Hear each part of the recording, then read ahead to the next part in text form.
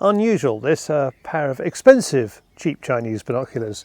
Eyeskey is launching over here in Europe at the moment, and these are the Eyeskey Hyperion-ED, which retail for just under £250. They're the proper size 10 by 42 and 8 by 42 deer stalking binoculars. The cups come out just like binoculars should. They go up to the eye very easily.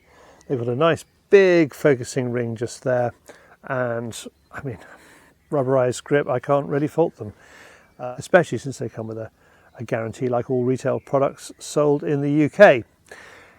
That makes them around about a quarter the price of an equivalent second-hand pair of good quality Zeiss, Leica or Swarovskis, and I have done a film about comparing these two equivalent Swarovskis if you want to click on the link on the screen. If you want to find out more about Eyeskey Optics itself, go to eyeskeyoptics.com.